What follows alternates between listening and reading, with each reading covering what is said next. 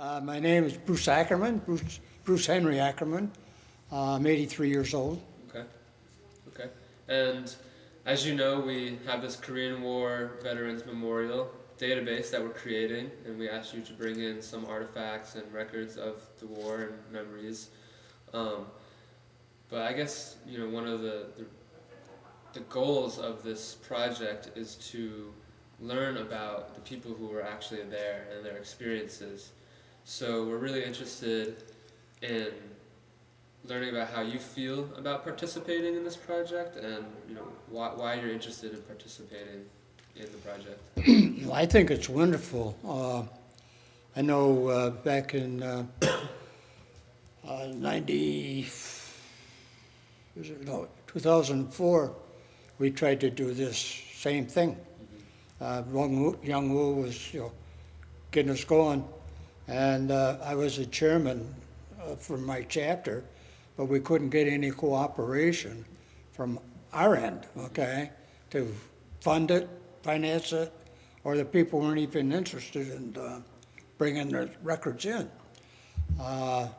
Today, it's a different story, but I think it's a thing that should be done. I'm only sorry that it didn't happen earlier.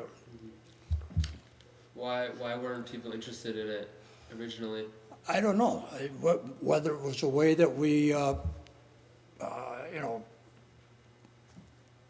gave out the information or what. I don't know. Yeah. But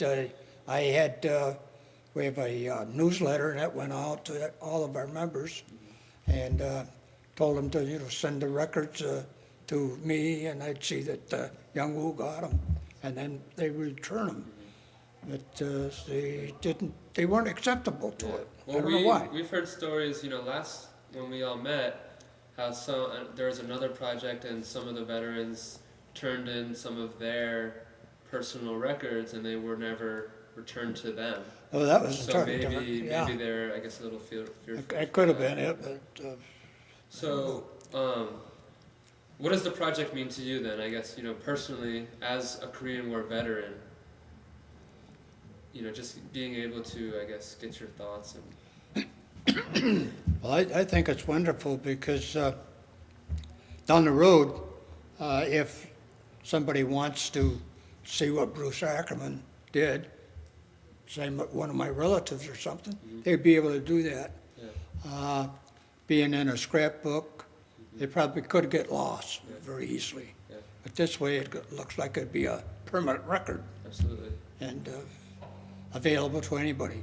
Yeah, so that's the idea. I mean, I guess there aren't that many resources to find out about the people who served in the Korean War and the Korean War in general. So one of the goals is to have this open access to anyone who wants to get information and learn about Bruce Ackerman or your unit or the Korean veterans in general. Mm-hmm. So how do you think that touches you, I guess? Yeah, it touches me pretty deeply. Yes. Yeah. Yes. Okay. So what were you doing before the Korean War? What. Before the Korean War, I was in the Marine Corps, of course, and just before the war broke out. Well, not before the war broke out, but I enlisted on the 2nd of August, 1949, Okay. and went to boot camp, Marine boot camp at Paris Island, and then I was sent to San Diego, California, where I took a field telephone course. And I graduated from that on May 5th, 1950. And of course, the Korean War broke out a few weeks later, June 25th, 1950. And I was in between classes. And lo and behold, I found myself at Camp Pendleton around the 10th of July, before the course in telephone electronics, which I was able to get into, was going, and it was canceled. and I was ordered to Camp Pendleton. And 4 days later, I was aboard ship heading for Japan, supposedly. We were going there for an advance for training until the rest of the division could join us, 1st Marine Division. But the conditions in Korea were so bad that they diverted us right to Busan, Korea. What drove you to enlist in the first place? Well, I was laid off from Carrier Corporation, and I was just hanging around doing nothing, and I felt, well, I think I better re-enlist in a service, and so I did. And I guess you didn't know about what was going on in Korea when you were enlisted. No, it wasn't. Yeah. No, it wasn't going on. But I found out there was war in Korea. Yeah. So how did you feel about that when you found out? Were you excited to do something with your training, or were you kind of hesitant to actually, get into the action? Or? No, I didn't feel either way. You Yeah. know, it was all of a sudden. I was scared. I didn't know what the hell was going on. Yeah. How old were you when? I was,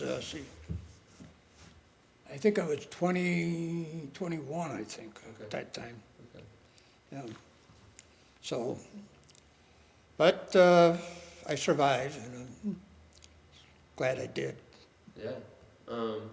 So what rank were you when you were heading over there? When I was over there, Yeah. I was PFC, Private First Class, and then I was promoted to corporal over there, and then promoted to sergeant when I got back home. And I guess sticking to the time, I guess, before you actually arrived in Korea, is there any memories specific that you have that, I don't know, that you'd like to tell us about? Any stories or interesting things? I could tell you one, that we were aboard the Henrico ship going over to Japan, and a couple hours out of San Diego, the Henrico developed a mechanical failure, and it was declared unseaworthy, so we had to go back to the States. We went back to Oakland Naval Repair Station, and that was on the 16th of August, 16th of July, rather, that we landed at Oakland. And we were there for 16th, 17th, and the 18th. We sailed out from underneath the San Francisco Golden Gate Bridge 3 times. That was our 3rd time going out. And we finally made it, yeah. Finally made it out, but we were all alone. We didn't have any escorts or anything else. Did you meet any civilians in particular when you were, running line or moving to different? Not really. Yeah. It's probably We didn't have much time to meet people. Yeah. We seen them, we talked to them, but as far as getting to know them, we didn't experience that really probably impacted my life was the Chosin Reservoir. That was. What's that all about? That was we were up north in close to the Yellow River. And the report was, from what we got, was that we'd be home for Christmas. This was 1950. Well, the Chinese intervened then and come over the mountains and surrounded us. And we were totally surrounded. So the only way out was going back the way we came. So December 3rd, we started out back, we were up in New Damney. We started out for going back to Hagaroo. And I was assigned to keep watch of the trains the vehicles and cars. And we had all our wounded and our dead on the trucks. And we were sort of a flanking protection. And a couple of times somebody came through and said, hey, the Chinese broke through. And we were laying in ditches waiting for them to come. But somewhat they disappeared. I don't know what happened. But anyways, many roadblocks that we went through. Excuse me. And I don't know what it was, whether it was a mortar shot or a rifle grenade or what, but as I was walking through trying to get around the roadblock, I heard a boom, and it blew me up in the air, and I landed on my feet. I don't know how I did. I used to be quite an athlete. I landed on my feet and kept going. That remains with me today. Yeah. And in fact, the whole experience was really an experience. What were you thinking when that happened, or after Well, that? I said, well, this is it, Yeah. My time has come, or? Time has come. Yeah. So they'll read about me in the papers. You're feeling your body, making sure you have all your... I did. I felt everything. And of course, the weather was really bad up there. It was 30 degrees below zero. And I froze serious frostbite in my feet, my hands.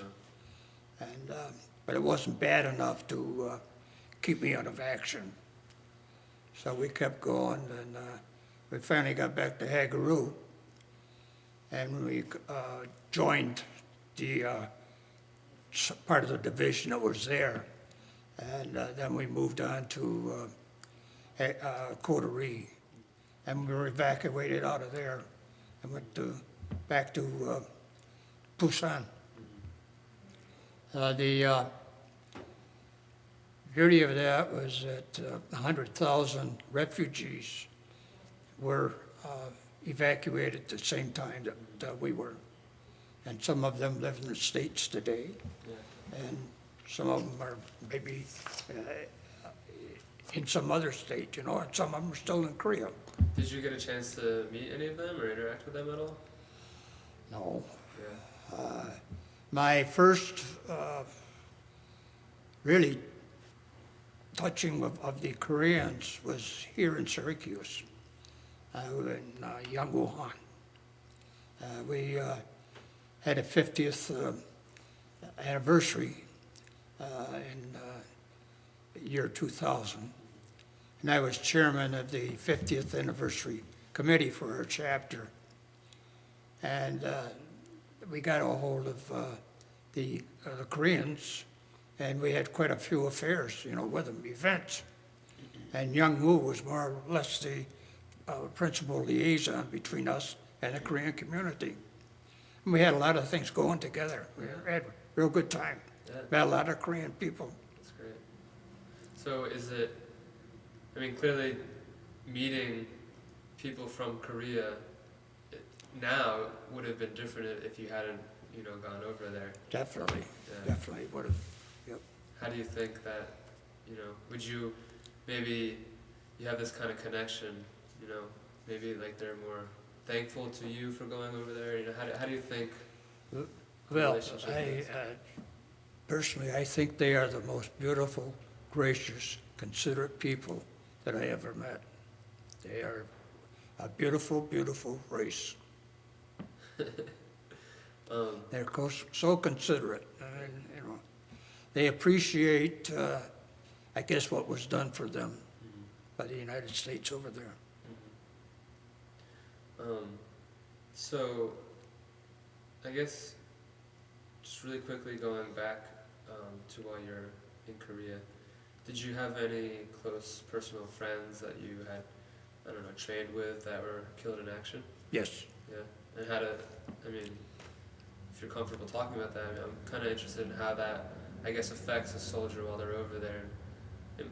I would think it might be kind of hard to push on when someone close to you falls in action. Is that, emotional at all, or? I didn't see it happen, so I wouldn't know, Or you just but kinda, I heard about it, and I was very sorry, very sad, yeah, because he was one of the people that I went to telephone course with, telephone school. okay. So, what do you think the most challenging part of being over there was? Mentally, when I first got back home, I didn't have much thought about it, because I went right back to work and got married and started raising a family. And so I was kept busy, and that was way in the back of my mind, and I forgot about it. In fact, I never even told my wife about my experiences until later, and so she was really surprised when she So you're in Korea? yeah. But anyways, I got PTSD, and I'm better now, but I was quite, I would argue about anything. Now I'm more or less mellow Oh, yeah. and appreciate other people's shortcomings. That's about it, I guess. Yeah. So, he's kind of shoved down. Well, I think that's good that you dealt with it. I mean, that's Dealt with important. it, Because yeah. a lot of soldiers nowadays are dealing with that, and there's a lot of controversy in the media saying that there's not enough that's being done for the soldiers that are coming back from war. That's right. It's a terrible experience. Yeah. I go to the vet center here in Syracuse, and we have a psychiatrist there, and he, runs the group. And so we have a great time, and it's great to be associated with people who have been in the same circumstances that I have been, and it's Yeah, great. Definitely. So we have a good time together. That's great. And is it mainly people from Korean War or different wars? Oh yeah, young, old? some are from Korea. Oh yeah, Yeah. yeah. That must be interesting to share your experiences with people from other wars, like young soldiers, for instance, if you get a chance to do that. We have World War II, and we did have a couple of Vietnam Uh-huh. veterans in with us. Yep. So it was really something to say, hey, you're not alone in this. Yeah, that's got- important. Wait. So, getting back to the war, how do you think you or the soldiers in general were received? At home, Yeah. really not good, Yeah. but not bad.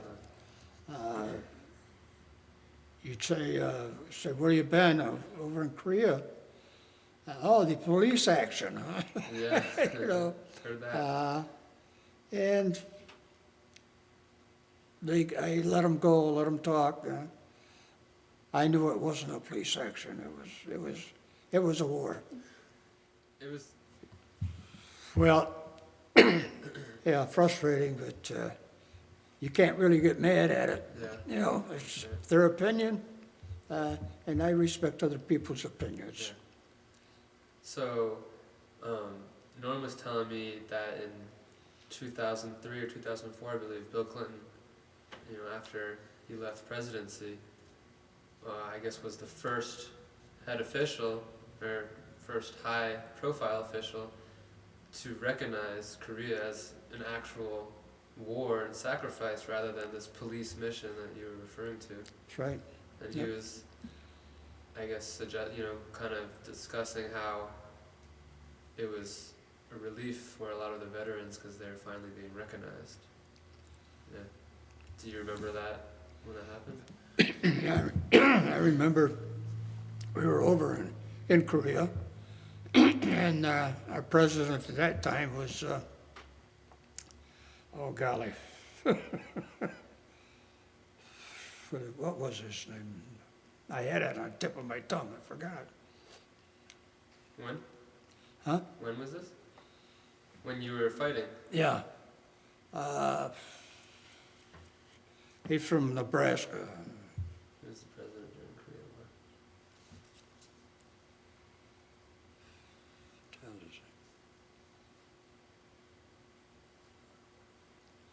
I can't think of his name We'll right. think of it.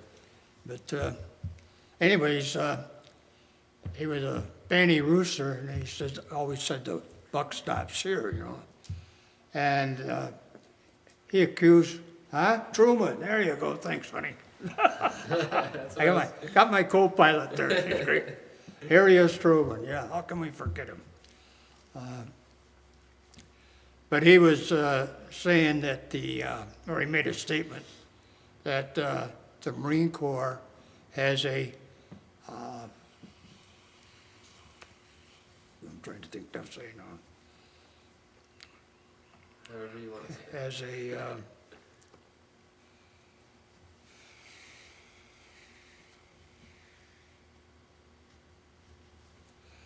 well, oh boy, my mind is slipping, I tell you That's that. About their policing. Well, it's like a communist report, you know. Manifesto. You know what it is, hon? Huh?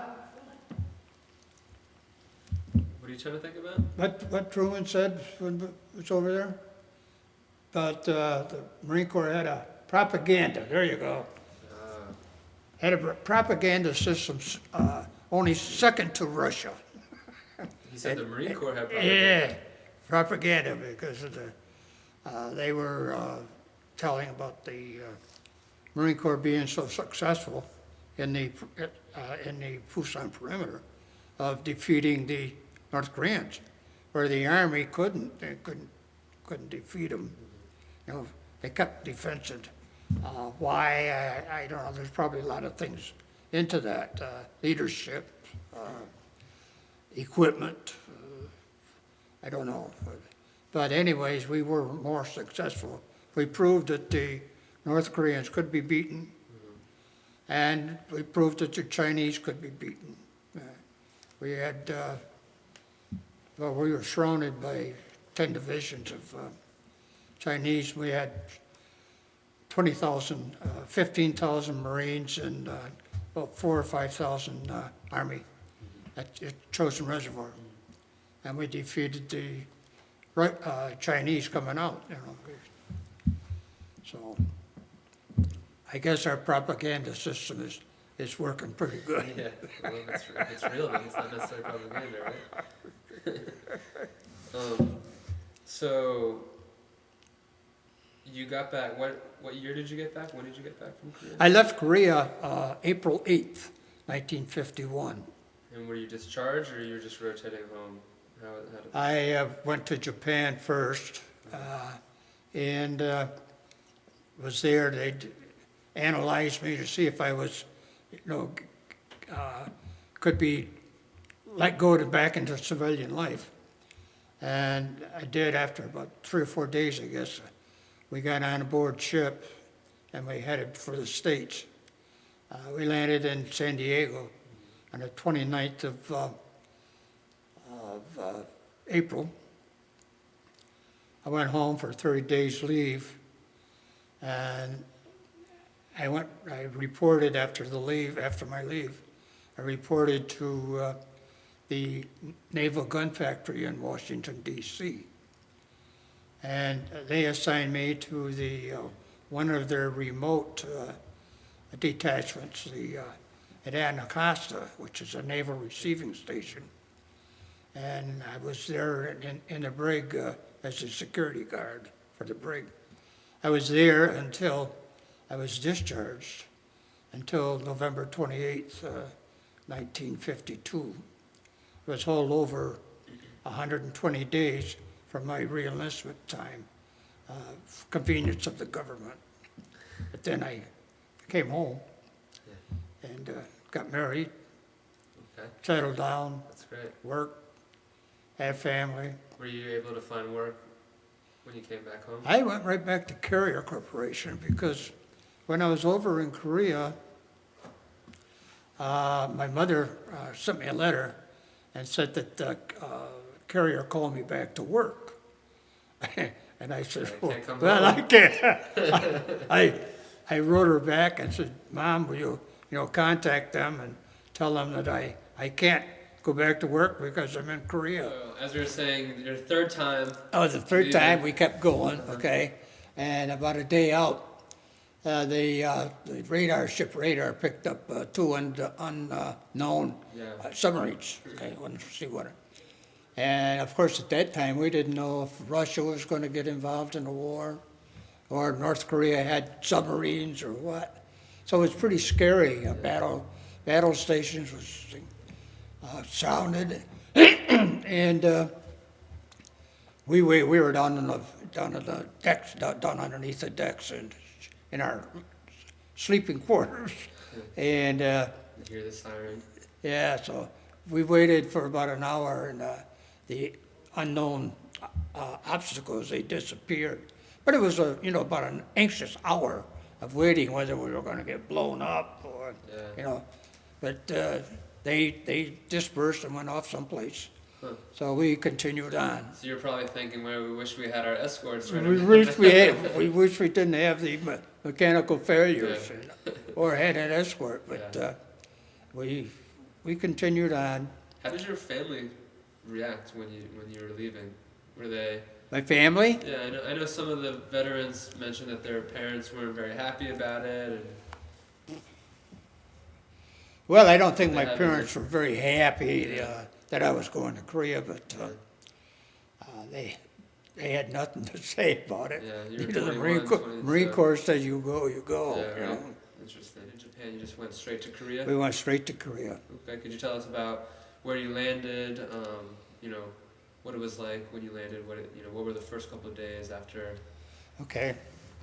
We landed on my anniversary in the Marine Corps, the 2nd of August, 1950.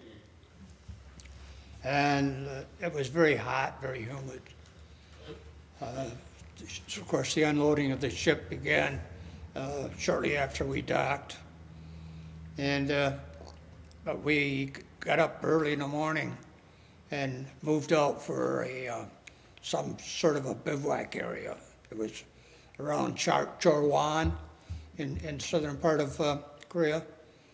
And 4 days later, we were at Chindong-ni, where the North Koreans had gathered for a offensive operation there. And so we were committed to Task Force Keen there, and we pushed them back across the Naktong River. This was pretty soon after you landed, then? Very soon after we landed. So they don't waste any time, they throw you right in there? Waste any time. Yeah. No, they were bad, because by the time we landed, the 8th Army, who was over there then, had moved back across the Naktong River, and they were setting up defensive positions. And the North Koreans, they just steamrolled right down the corridor coming down Korea to the Pusan perimeter. And it was touch and go, whether we were going to be getting people out of Korea and board ship or what. But we managed to hold the perimeter. And so what was that like? Must have been kind of scary getting thrown into battle like that. It's very scary. And you're realizing that this is a real operation. This is really... The first day there, we just got through setting up our communication system. And the North Koreans started their artillery attack. And we were pretty close.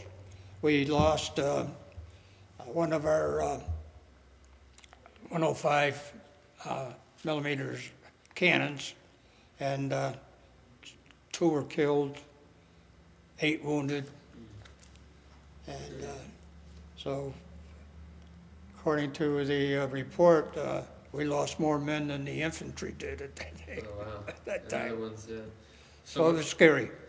What's that like, when you're must have been a chaotic environment, you know. Well, I was on a switchboard at that time. It was a switchboard that had the telephone lines all connected to it, and then somebody called in from one of our outposts, you know.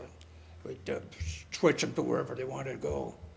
And I was operating a switchboard, so I had enough to keep me busy, but Yeah. it was kind of scary, hairy, and everything else. Yeah. When you're hearing these explosions and the ground shaking and everything like that. Yep. So I guess you were kind of removed from the front line then of the battle since you were doing the communications, or? Yeah, in Korea, you know, the normal positions for artillery would have been about 2,500 to maybe 3,000 yards. But in Korea, we were 500 to 1,500 yards behind the enemy line, behind the lines. So because of the elevation and everything else. Yeah. So it was pretty close. Yeah. You could see the battle flags and, Yeah, and the hills. the horns going up there. Yeah. So did you experience any, you know, close combat yourself? No combat by ourselves. That's It was, good. one time I thought we were, it was coming out of the Chosin Reservoir, but the Chinese sort of disappeared. Yeah. So I guess from your position, you probably have a really good view of everything that's going on, and you can see if maybe the Chinese are advancing, or you know, like how your guys are doing. You from could see one it. end. You could see it. Yeah. Our biggest problem was infiltration. You know, North Koreans were very adept at infiltrating through our lines, and they'd come in and they would scout out our artillery positions, and of course get it back to the North Koreans, and then they would, when they started the attack, they'd zero us in, you know, Yeah. because artillery was a very important Yeah, of course. operation in the Korean War. In Did fact, you- we fired more rounds in the Korean War than they did in World War II. Oh yeah. Yeah, Norm told a story about he was, I guess, driving ammunition. He restocked an artillery battalion like once, and they were just said the chambers were red hot because they were just Oh, loading yeah. it and firing it. I didn't have anything to do with that, Yeah. but we ran plenty of wire. Yeah. I think I ran wire from Chindong-ni up to almost to the Yellow River. So the communication was pretty hard to communicate with And different units. And, Yeah, very difficult. Yeah. Radio communication sometimes wasn't very good, Mm, and so that's why we had the backup of the field telephone. yeah. So in your stations, did you, I guess, were there any other foreign troops or South Koreans that you were interacting with at all? We had some South Koreans with us as our security guards. We got close to a Greek outfit, and I was out running a line, and I happened to spot him, and I went over and talked to him, and they asked me if we had any Greeks in our outfit, and we did. We had one young lad. He was a wireman, and so I told him about the Greeks. They were in in reserve at that time, I think, and so we went over there, and he visited with some of his countrymen. You know, Oh, that's great. it was nice. Yeah. So what's that like to, you know, be in the same area of the foreign troops? You know, was there like you guys sharing experiences or mutual respect for each other? Was it hard to communicate with each other? You know, do you have any memories of that? Oh yeah, Can you share with us? we had after the Seoul, we ran going up north. We contacted the Royal Marines from England, and they were nice guys. We had a lot of talks with them. Yeah. Because you can actually communicate with them. Yep, Speak English. yep, yep. It was easy to talk. Yeah. Was it a relief to talk to, I don't know, I guess outside people? You know, you must have been kind of trapped and like you're confined in your area Well, for a lot of the. We were on the move. We were on the move most of the time. Uh-huh. In fact, in the short period that we were in the Pusan perimeter, we performed 3 missions, and we kept moving all the time. Yeah. And the 5th Marine, the infantry, they were so successful that we had to pick up, move, set up again, run new lines, pick up again when they, Yeah. you know. You're So like, oh, we were on a go. these We were on a lines. go. Yeah. Okay. So, I mean, I guess from one side, you know, you got a chance to see more of the country because you're all on the go, That's right. right? So, what was that? I mean, did you have an opportunity to actually appreciate where you were, or was it always, you know, you're in the mindset of? Well, it seemed to look all alike, you know, the mountains, mountains or valleys, you know. And Did you pass through any local villages or interact with any? oh yeah, civilians? we were close to villages and stuff. Yeah. With the artillery, we had the main close to the roads, you know, wherever the roads led. That's where we were. Because the rice paddies and the mountains were not really good for artillery operation. And you said that it took you a little while to actually talk to your wife about. Oh yeah, Yeah. yeah. I never joined any organizations or anything until I was 94. Yeah, I think it was 94. I got a card in the mail. It was from one of our Marine Brigade members. And he wanted to know if I was a Bruce Ackerman that served with the 1st Provisional Marine Brigade in Korea. And I wrote back and said, yes, I am, you know. And then he wrote back to me, said, we're planning a reunion at Reno, Nevada. If you can make it, fine, you know. So I talked it over with my wife, and we decided to go. We had a good time. Met one guy who was a radio man, was in my outfit. Yep. And it was good to not necessarily reconnect because you didn't know everyone, but talk about your experiences. Yeah. And, Yep. We had a good time. Reno's a good city. You can gamble a little bit. It's not Las Vegas, but. Yeah. So I guess, you know, throughout the years of you being home, you know, it took you about 30 plus years, I guess, to join up with another organization. And then, you know, going back to work after you were discharged, what do you think, what aspect of the war impacted you the most? You know, what do you think you learned from the war, new perspectives on life?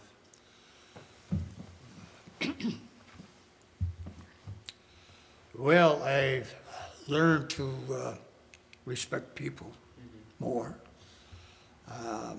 understand them a little bit more. If they say something or something I don't agree with, I just keep my mouth shut. I say it's their opinion, and they're entitled to their opinion. So I've been very people-oriented since then. I mean, I think that's a positive attribute. Positive, right. Yeah. And in speaking to other veterans, it seems like those are similar learning experiences, that they've more open to different views and people. I think so. Some people are different. I guess my friend Harry Heath is a little bit different. Right. He's very opinionated himself, and but he's a good guy. You know, I like him, and but to talk to him, I don't think you would like him very well. Why is that? He analyzes what you're saying, and he takes a defense right away. Oh, yeah. He goes on a defensive, boom, Interesting. and something don't agree with him, he just explodes. Well, you should help him out, maybe. You should. I try to keep him, keep him Yeah. level, keep him going. Yeah. In fact, he was supposed to come here to do one of the interviews, but Harry's a different type of person. But he's good, and I'm trying to convince him. They're just asking us questions. Yeah, I mean, know, I think It's nothing. we're not interrogating. The whole idea is so, you guys can share your experiences. Because the public wants to know about You it. can give as much or as little as you Exactly. want to give. That's all. So, have you been back to Korea with? Yes, I your have. wife?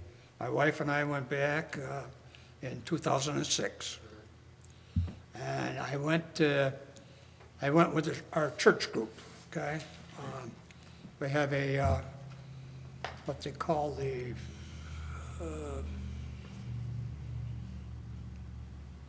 well, it's an organization that's made up of Korean people and American church-going people, the Presbyterian, okay? And we went over there for a week, and we visited a lot of the churches. We went to a lot of colleges, and we went to a high school, and then of course we visited a lot of military. The Pyongyang area, and went up to the DMZ zone. You went to Pyongyang? Hmm? You went to Pyongyang? You went to Pyongyang in Yeah. North Korea? Yeah, Oh. went up there for a visit. And could see the North Koreans, across the DMZ zone, and we had a very good time. And, A lot has changed. a lot of presume. changes, I tell you. When we landed at Wamidu Island for the Incheon landing, and then went to Seoul, the roads were just, pathways, you might Yeah, say, yeah. and dirt roads. They weren't hard surfaces until we got to Seoul. But I was really amazed at the transformation that countrymen What do you had think done happened? in a short time, 50 years. It's amazing. Yeah. What do you think happened? I mean, why do you think it changed so much? So I know it. You wouldn't think they could do that, but they did. Yeah. And to be the economic standing that they have today is fantastic. Then it was, I don't know what it was like in Seoul, but in the southern part, it was really a backward country. Yeah. So when you went back, did you kind of reflect on when you were there and think about what Korea was then, what it is now, what your feelings about the war, what was that? Thought about that a lot, yes. Yeah, it was really amazing. Yeah. And all the people were so gracious, so courteous. Because you were American, or because they knew you were over there during the war? I guess because American, they didn't know I was there during the war. Yeah. Just, That's interesting then, that a lot of people, I guess, there's at least in our country, there's such a difference between someone who's in the military and a civilian.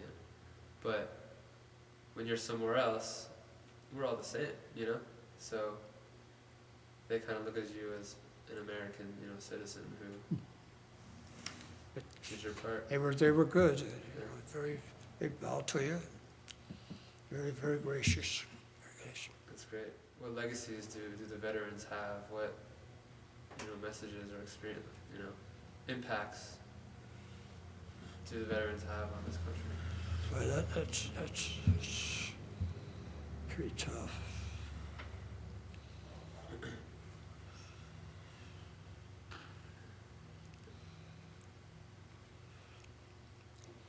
I would probably say just keep on going the way they're going.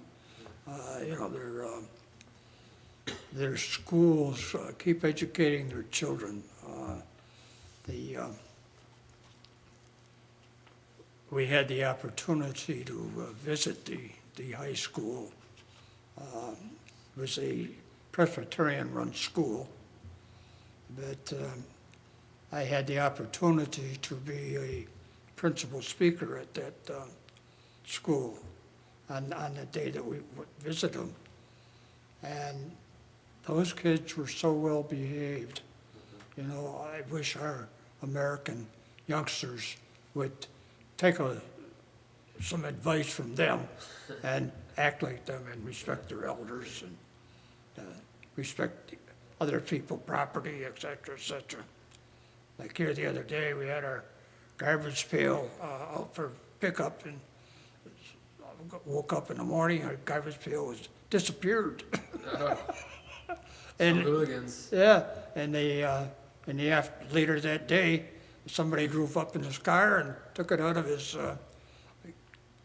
trunk and set it down on our driveway. They said, "I don't know how I got in my yard." He said, "Here it is." That's weird. Thank you. Yeah. So that's your message then, I guess, for future generations, respect the elders. Anything about, I guess, the Korean War in general, veterans, you know, like maybe, you know, a lot of people, as you know, you hinted earlier, kind of think of the Korean War as this forgotten war, right? That a lot of people don't necessarily know that much about. Well, one of the things that bothers me is there is not enough emphasis put on the Pusan defense operation. That's overshadowed by the Incheon landing, overshadowed by the Chosin Reservoir campaign, and some of the other battles. But I think that if it wasn't for the troops in the Pusan perimeter that held that North Koreans from advancing into Pusan and taking control over the whole entire Korean peninsula, saved the day. I mean, I think that was, so if there's any heroes or people to be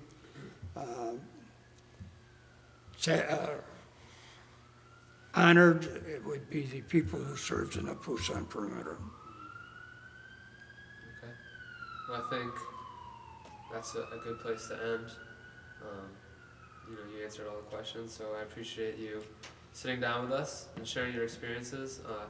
This will be recorded into our database, and hopefully forever. If someone wants to look you up, your future relatives, or a kid in school who's doing research, you know, they'll have access to the artifacts that you're submitting to us that we'll upload into the database in this interview, and hopefully they'll learn something about their past. Good.